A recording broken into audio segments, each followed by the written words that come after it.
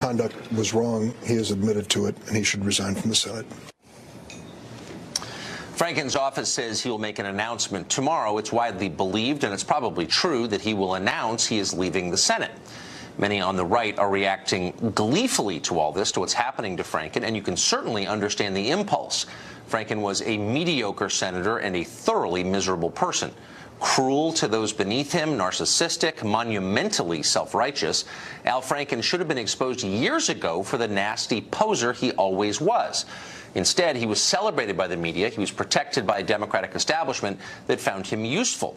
Very few people who knew Al Franken personally, including me, are mourning his departure from Washington. Good riddance. But there is a downside to all of this, and it ought to worry anyone who cares about justice or due process, or for that matter, living in a free country. Today's calls for Franken's resignation were sparked by a new accusation that he tried to kiss a woman against her will 11 years ago after a radio interview. It certainly sounds plausible. On the other hand, the allegation is unproven. Worse, it's anonymous, and that means that Franken can't really answer it. None of this would pass muster in a court of law, but in a trial by social media, and that's what we're seeing, it's enough to destroy a reputation, a career, a life. So enjoy the schadenfreude, the pure animal thrill of watching a powerful person knocked from a high perch, but at the same time, ask yourself, what if this happened to you? Imagine being accused by someone whose name you didn't know of something that supposedly happened more than a decade ago. How would you respond? How could you respond? What if you were innocent, by the way? And what if nobody cared? Our entire justice system was designed to prevent moments like this. The Sixth Amendment guarantees the right to face your accuser, just as Roman law did 2,000 years ago. There's a reason for that. There can be no justice without transparency. Democrats have abandoned that ancient right, attacking any who assert it, because they sense political gain in doing so. Losing Franken right now costs them nothing. Another, likely more liberal Democrat will be appointed to take his place. And a vote to expel Roy Moore from the Senate next year will be a lot easier to hold if Democrats don't have to account for Al Franken. This isn't principle. In fact, it's the most cynical kind of politics. And if you don't believe it, look no further than New York Senator Kirsten Gillibrand, who was the first to demand Franken's resignation today. On the subject of harassment, Gillibrand is an opportunist and a phony, and so are many around her. When it was convenient for Gillibrand to give cover to a sexual abuser, she did it enthusiastically. Unlike Al Franken, former President Bill Clinton has been credibly accused of rape, forcible rape. Gillibrand didn't care. In 2013, she tweeted, quote, "Happy birthday, President Bill Clinton, exclamation point. Thank you for your friendship and support, as well as your incredible leadership, another exclamation point." In April of last year, Gillibrand said she was, quote, "honored to campaign alongside Bill Clinton in New York." At the Democratic National Convention, she even posted a picture of Clinton with his arm around her. Now she calls the former president a sexual predator. She says he should have resigned 20 years ago. But we haven't learned anything new about Bill Clinton. Nothing has changed except for Gillibrand's own political calculations. She is a fraud, as are many of her colleagues who came out against Franken today. They all covered for Bill Clinton, too.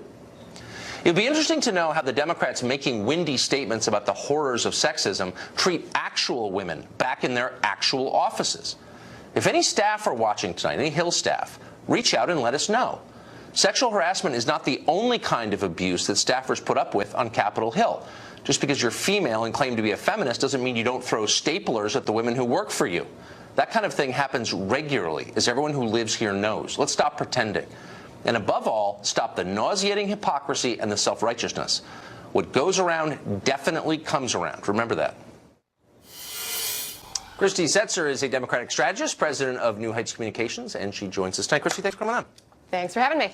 Last thing I want to do is put myself in a position to appear to defend Al Franken, whom I know well and have never cared for. Don't think he was a good senator. Think he's kind of creepy. This is all plausible as far as I'm concerned.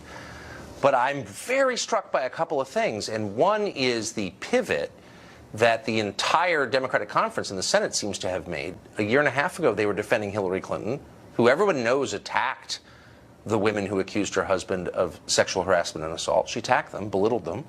And they were defending her, and today they're saying, on the basis of anonymous accusations, that they can't even bear to serve with Al Franken. Where were they a year and a half ago? Okay, so there's a couple things wrong with that statement. First, I think we can all agree that we'd be better off if the women were in charge.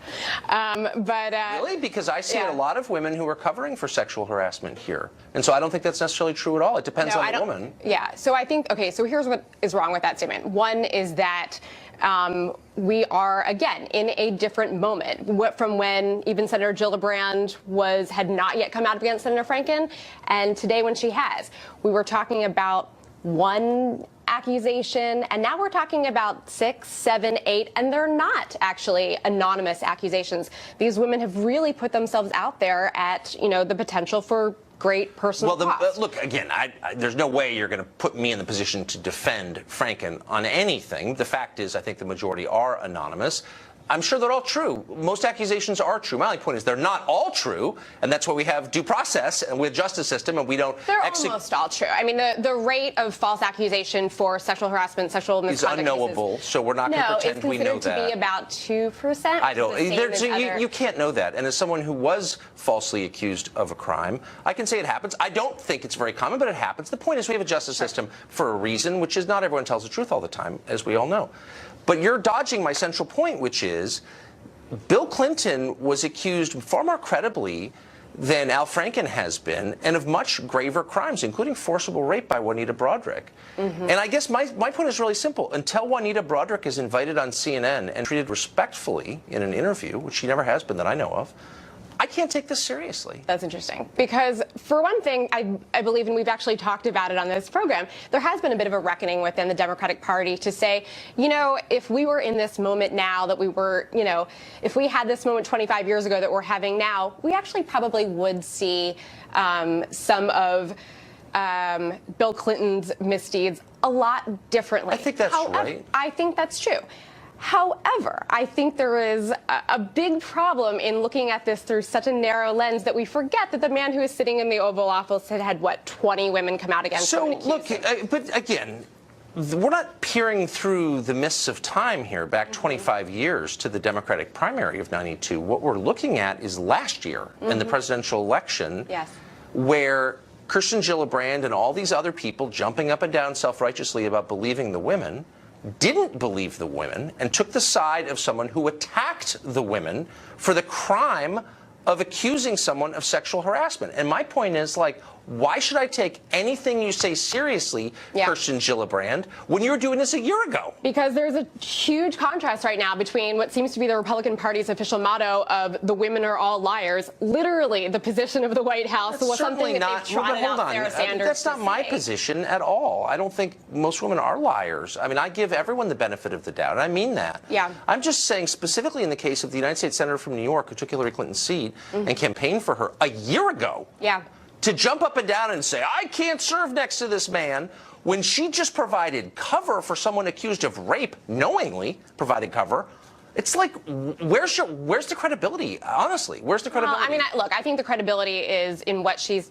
And again, I'm not affiliated with, Kirsten Gillibrand. No, I know you're not. I'm not saying your fault. I'm just sincere questions. Yeah, no, I mean, look, I think that she feels sincerely about the issue. She certainly, led the conversation on military sexual assault. I think that this is something that she personally feels very strongly about. Then why didn't she say anything when it mattered? See, the thing is, Franken doesn't matter.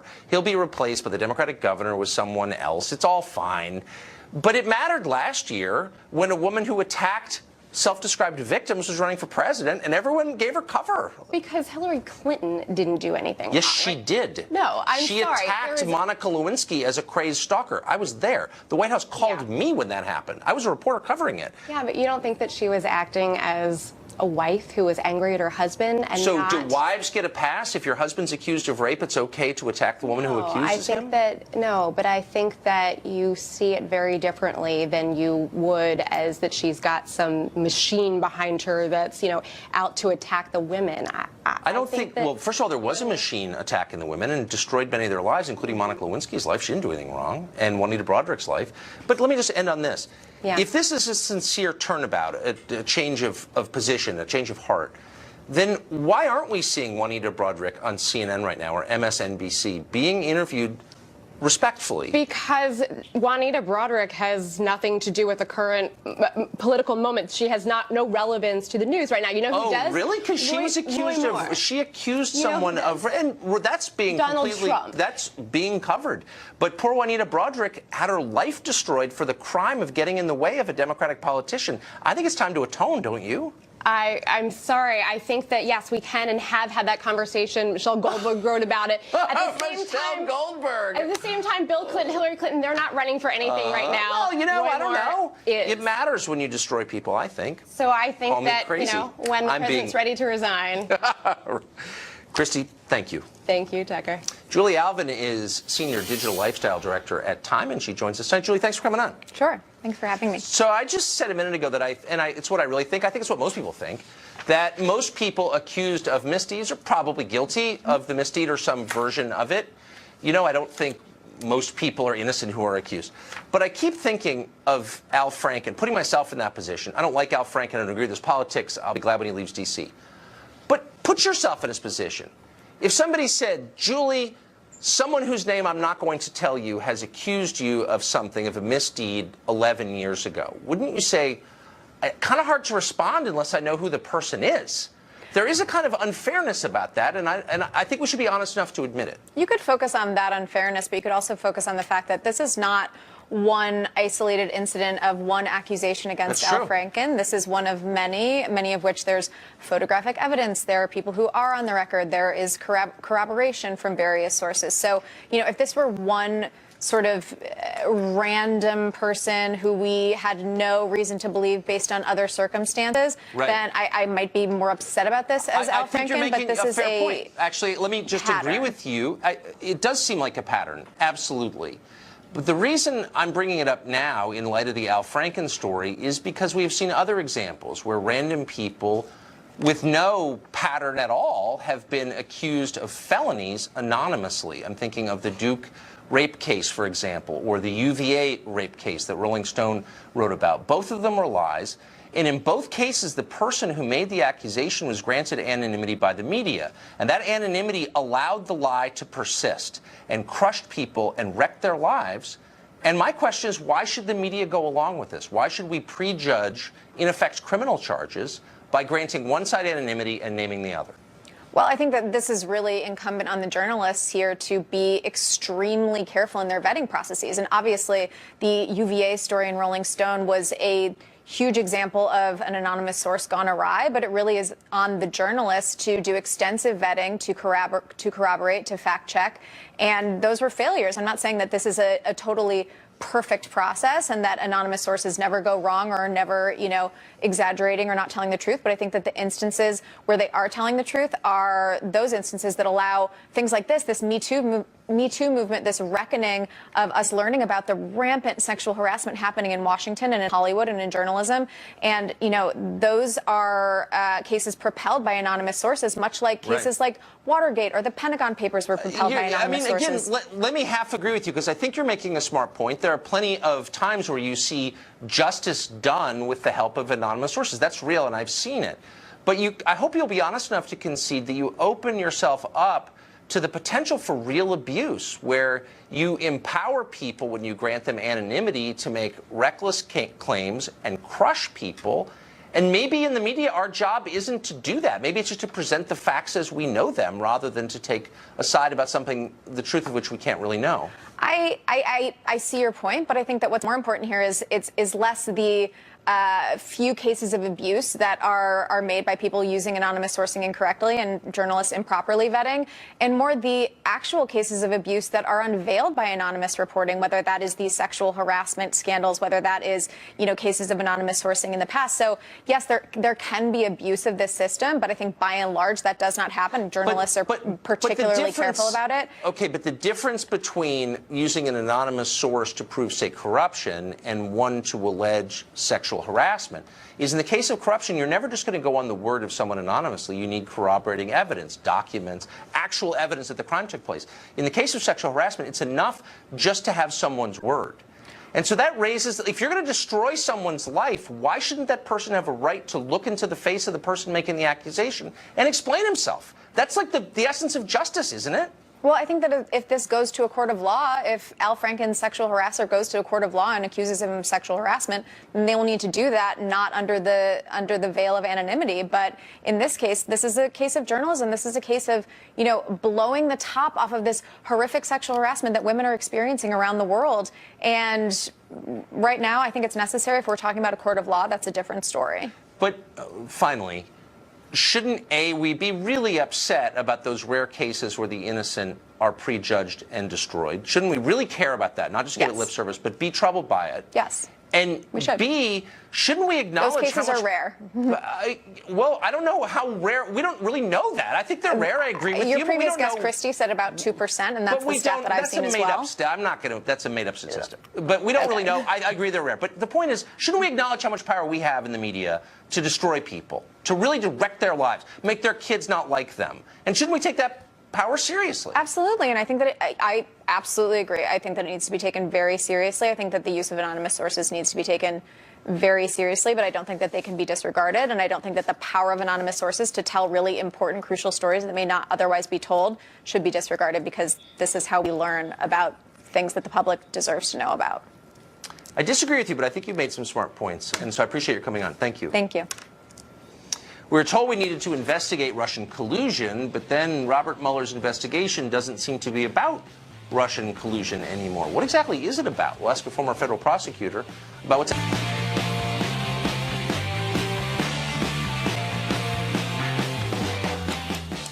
Former National Security Advisor Mike Flynn pleaded guilty last week to the charge of lying to federal investigators. In his account of the crime, Special Counsel Robert Mueller described how Flynn had reached out to Russian officials during the presidential transition period, apparently for the first time. In other words, Trump's staff began talking to the Russians after the 2016 election. But wait, doesn't that pretty much invalidate those claims, the one you've heard for more than a year, of collusion with the Russians? It appears that way. So if this investigation is no longer about Russian collusion, what exactly is it about? Andrew McCarthy is a former federal prosecutor and a contributing editor to National Review. He's thought a lot about that question, written about it, and he joins us tonight. Andrew McCarthy, thanks for coming on. Tucker, thanks for having me. So the details are emerging from all kinds of directions all the time in this story. And so it's easy to lose track of the core point of this. And my understanding was this investigation was designed to determine what influence the Russians had on the 2016 election. Is that no longer the point? Well, I think ostensibly it's still the point. If you ask them, they would tell you that they were conducting still a counterintelligence investigation of Russia's meddling in the election, with a sideline into whether there was Trump campaign collusion in it. My own view, for what it's worth, is that that's the guise under which the investigation has gone forward. Really, what a lot of people on the Democratic side wanted to do was assign a prosecutor to the Trump administration. This was a pretty good reason to do it. But where I think they're headed is an obstruction of justice investigation, and collusion's pretty much gone by the boards, at least as something that's potentially actionable in the way it charges. So the charges would stem from behavior conducted during the investigation itself? Correct, a process crime, just like the two pleas to the two guys who pled to lying to the FBI agents. Right. That's a way of obstructing the investigation. I think the ultimate target is Trump, and their theory is that he knew that there was this investigation into his campaign that potentially would be compromising with Russia. I should say here that this isn't my theory. This is what I think their theory is. Yes. That Flynn had this contact with the Russian ambassador, that Trump leaned on Comey to go easy on Flynn or to drop the investigation on Flynn because Trump was worried that it would bounce back at him, and that when Comey didn't do that, ultimately Trump fired Comey as part of the obstruction. I think it's got a lot of holes in it, but I think that's where they're going. So I guess what bothers me about it, and I'm obviously not in favor of lying to anyone ever, but it doesn't sound like in the end we're going to see the kind of core crimes exposed. It doesn't seem like this has anything to do with what we're told it was about.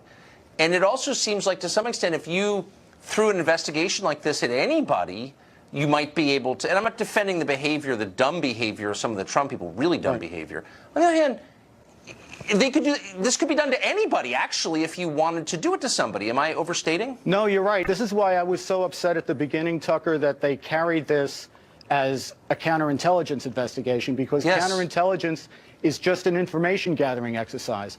The regs, when you appoint a special counsel, say you're supposed to describe the offenses that require a criminal investigation and that the Justice Department is, for some reason, recused from. And the importance of that is that a criminal investigation has a beginning and an end. It's got concrete elements that you know you have to prove the transaction that's being investigated, whereas counterintelligence can go on forever. And in some sense, because it's about threats to the United States, it probably should go on forever. Right, that's right. So if you're going to attach a prosecutor to someone and you're not even giving them notice of what it is that's being investigated, it really becomes almost like a general warrant under the Fourth Amendment that is the reason we have the Fourth Amendment. So, I mean, if we come away from this, whatever happens, with half the country believing this was, in effect, a coup staged by the permanent class, the ruling class, against a president they didn't pick, if people really believe that, that's a disaster. And shouldn't the Justice Department be doing everything it can to make sure that people don't think that they think this is legitimate? Well, I think we have to let it play out, Tucker, before we make a judgment about what people will think about it. Because for all the heavy breathing that's gone on now, there's been 3 sets of charges. One indictment that doesn't have anything to do with the 2016 election or President Trump. Right. And 2 process crimes that also don't have anything really to do with the election or Trump. So there's a lot of noise, but if that's all it is at the end, I don't know what people will make of it, except that it was probably a waste of time, and it was very bad for the country because it's hard for an administration to govern when everybody has to look at everybody else like a potential suspect. That's right. And that's the problem. Administrations come and go. You just don't want it to hurt the country. That's the danger. You want good people to be willing to serve. You don't want them to think a week into the job they have to lawyer up. Yeah. I'm beginning to think that. Andrew McCarthy, thank you. That was really interesting. I appreciate it. Thanks, Tucker. One group thinks we can fix the world's problems by abolishing all countries and borders and implementing what they're calling a single global democracy. We'll talk to the founder of that group next. Will recognize Jerusalem as the capital of Israel and move its embassy there from Tel Aviv. Meanwhile, the administration also announced it will pull the United States out of a UN immigration compact, saying the compact is incompatible with its efforts to restrict immigration and enforce American border security. Some people think enforcing borders is exactly the wrong idea. In fact, they dislike the idea of borders themselves. Peter Sherman founded the Group One Global Democracy, which advocates for abolishing countries and borders and instead creating a single world government where everybody gets a vote. Peter Sherman joins us tonight. Peter, thanks a lot for coming on. I don't know if you can hear me, Peter. I think we may have an audio problem. We were in different worlds, ironically, there for a minute. As I said, Peter Sherman runs a group that would like to abolish all countries and give each person a vote. We're going to take you to a Fox News alert as we fix the audio. We've got dramatic footage of massive wildfires that are ravaging the west coast of California, specifically Los Angeles. Take a look at this exclusive footage shot this morning by someone we know who was driving to the airport, LAX, both sides of the interstate, on fire. Throughout the day, matters got even worse. More than 80,000 acres have burned. Police eventually forced to close Interstate 405. Fox correspondent Will Carr is in Bel Air, one of the prettiest places in L.A. Will, how is it? Well, Tucker, fire crews are keeping a close eye on this community tonight after what could only be described as a terrifying day for the thousands of people that live in this community. The fire broke out around 5 this morning. It really exploded. 4,600 people had to evacuate this area. It burned 4 homes to the ground, including this home. You can see where it's gutted. It's still smoldering, and we were here when these homes were going up in flames. Take a look at what we saw. We're in the Bel Air community just east of the 405 here in Los Angeles, and you can see that this neighborhood is under attack from these flames. Firefighters doing everything they can to try to salvage these homes and protect the homes near this. What you're looking at is this home was hit by an ember. It was fully engulfed. The firefighters are spraying this and the homes in the surrounding area down. The entire neighborhood is under mandatory evacuation. You can see the smoke has set in here, clouds of smoke all the way up and down this street. To an extent, it looks like Armageddon with the flames jumping out of these homes. This is an incredibly dangerous situation that is continuing to play out. And with that in mind, the biggest concern moving forward is the Santa Ana winds that are going to continue to blow throughout the course of the night and the rest of the week. And with that in mind, they've actually closed 265 schools for the rest of the week. Tucker. Well, did authorities see this coming? I mean, watching the wildfire on both sides of the 405 this morning, a major freeway in Los Angeles, you got the impression no one was fighting the fire at that point. Was anyone? Yeah.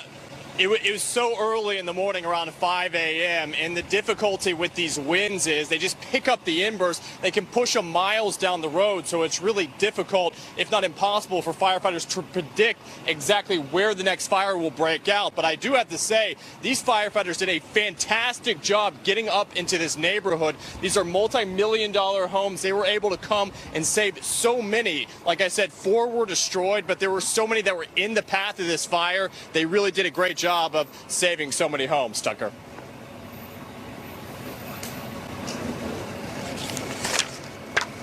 Well, thank you very much. Good luck out there. You bet. Well, it's increasingly accepted, the wisdom of this age is that everybody is allowed to define his or her own identity. Your gender is not determined by your chromosomes. Race is a social construct, not a matter of genetics. Jadu is simply taking that wisdom to its logical conclusion. Born a white male named Adam Wheeler, Jadu now identifies as a Filipina woman and joins us tonight. Jadu, thanks for coming on. Oh, thanks for having me, Tuck. So I'm not here to mock you, but just to ask you sincere questions. Among them, what does your mom think of this? Well, you know, she did eventually find out with, you know, all the stories going on about me and about my group. Yeah, she's kind of still trying to come to the realization that I'm not exactly joking. That you're not joking that you went from being a white man to a Filipina woman. Well, I mean. Sorry, I'm sorry for. So what did she say? Did she accept that?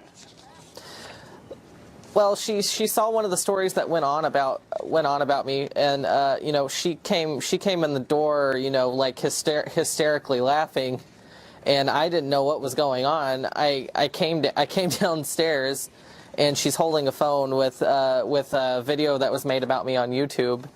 And she was just, you know, cackling, saying, "This is the best thing ever," and you know, I can reflect on myself in the third person, and I can see why it's silly, and it is silly. It sounds like she doesn't take it that seriously. Yeah, and I try, so do you take it seriously? I guess the reason I want to talk to you was, I've always wondered if we are telling kids or if adults are agreeing that you can change your sex, why not change your race? Why would that be not allowed? Why would we consider that impossible? Exactly. When did that occur to you that you wanted to do that? Well, in short, you know, the Filipino culture just kind of resonated with me, and you know, again, I can see I can look at myself in the third person, and you know, I understand it's silly. And you know, identity issues are issues. You know, it's a very small part of myself, as well as my transsexuality. But you know, a lot of people like yourself, you know, find it interesting, and I'll talk about it. Well, I just think it's interesting that things that we thought were immutable and that scientifically remain immutable, like your sex or your race, now we're saying that you can change. I wonder, since you believe you've changed your race, do you think the rest of us spend, or the left particularly, seems to invest so much significance in race. You're this race, you're this race. Each one is very different from the other. That's kind of the whole point of being a progressive now. Do you think they put too much emphasis on race? I think they do, and I think in some instances they use race as kind of a basis to divide people, and I'm talking about what's it called? And I'm talking about intersectionality, where you have two people that are all of a sudden enemies just for simply existing. You know, I don't like that. You know, I wish people would just talk to each other instead of trying to silence each other with you know, draconian systems that they try to implement into laws. Well, they must be deeply, I mean, I'm surprised I'm saying this, I agree with you completely. They must be deeply offended by you then. Exactly. You know, I tell a lot of people that, you know, the LGBT community and you know, there are some left communities as well that aren't as tolerant as they may seem. I actually think a lot of the same things you do. I'm just a little bit weird. Yeah. That's fair to say. I mean, yeah. I mean, your mom agrees. So I don't think it's news to anyone. So, like, we give all kinds of rewards based on race, and then we also punish on the basis of it. And you're saying, you're breaking the rules by saying, well, then I'm just going to change mine. I mean, that must drive the people who are making these rules totally crazy. I suppose so. You know, I don't believe you. I don't believe you can actually change your sex, and I don't believe you can actually change your race. You know, you're born as you are. But really, that's why I refer to transgenderism, or however you like to call it, as gender dysphoria. You know, like it is a problem, and even fully transitioned people, I would say, must be unhappy, because if you have to strive so differently from where you began, are you really happy? Are you? I don't know. I can't answer that question, and I think you should know I don't think you're allowed to believe that, and probably could be arrested for saying it. So good luck, Jaddu. Tell us if you need help getting out of jail. Thank you. All right. As we mentioned, one group thinks we can fix the world's problems by abolishing all countries and borders and implementing a single global democracy. That group is back on the program, for real this time. We'll be right back.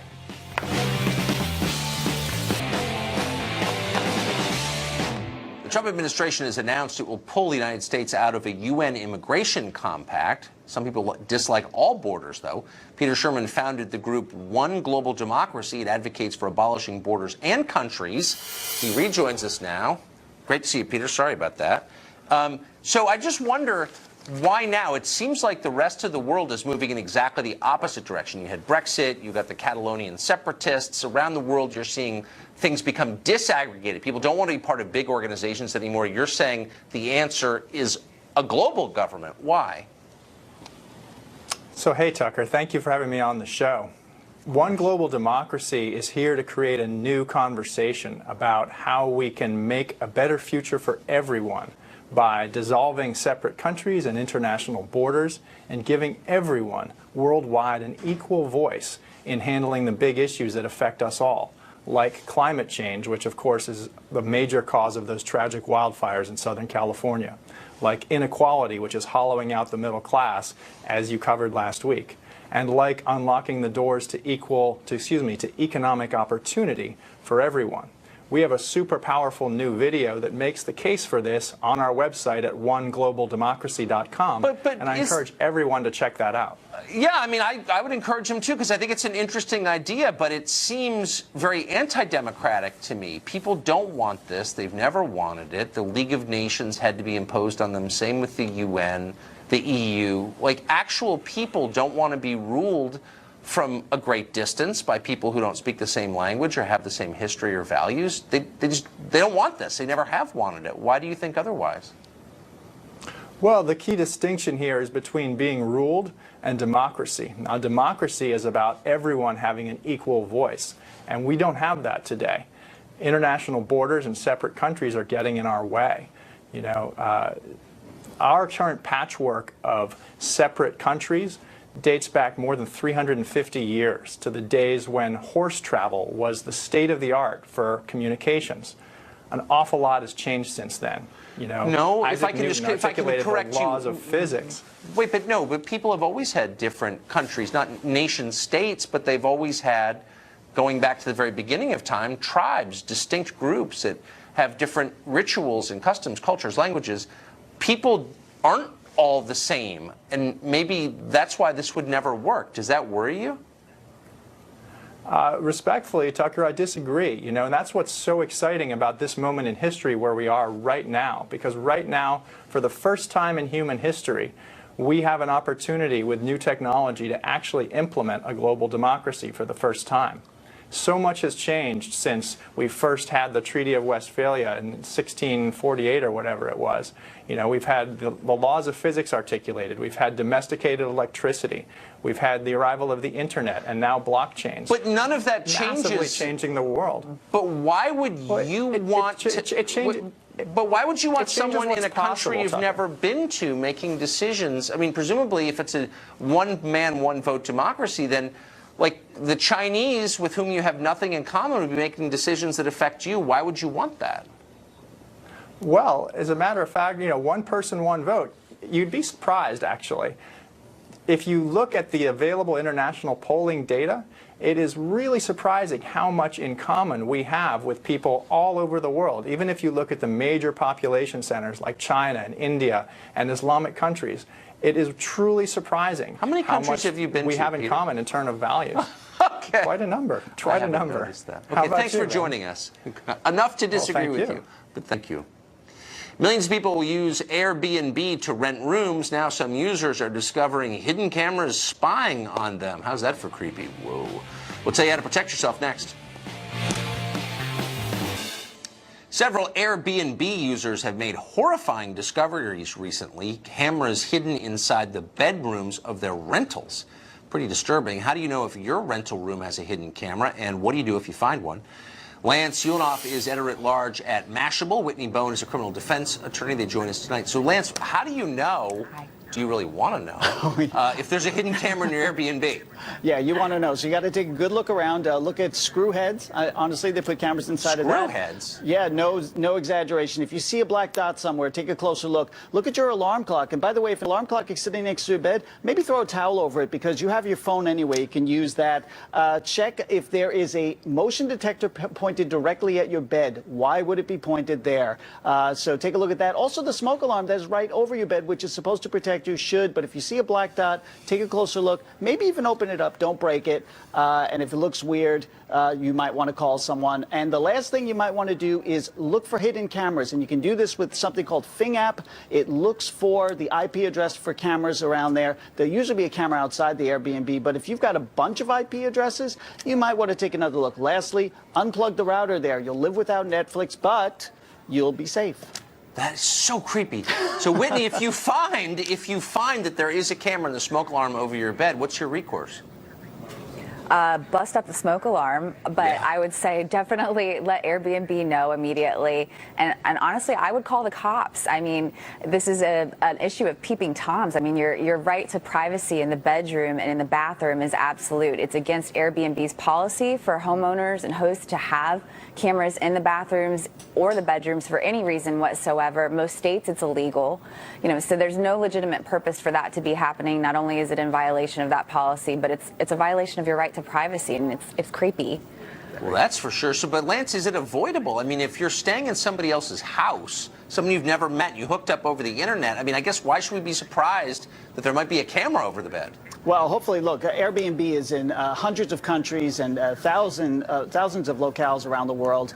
Most of these people are good, and you can read the online reviews and get feedback and find out about these people. And the point is, they really want to make the money from people staying there. There are some creeps out there, and by the way, you're not going to pull it out and find a cable that leads back to the room where they're watching you. It doesn't work that way. You'll find an SD card where they're storing the stuff so they can pick it up later. Whitney, how do you keep it very quickly from winding up on the internet, footage of you in someone else's Airbnb? Well, I don't know if you can keep it from winding up on the internet, but certainly if you catch on to this quickly, you have certain recourses in terms of contacting Airbnb, pursuing litigation with them if necessary to have them try to fight it, and certainly pursuing it with the police. Like I said, if all else is in doubt, go to an attorney too, and they can help you take the right recourses in terms These of were not trying to stop issues that. when I was a kid. Lance Whitney, thank you for I that. know. Appreciate Pleasure. it. What a story. Have a- Show continues next.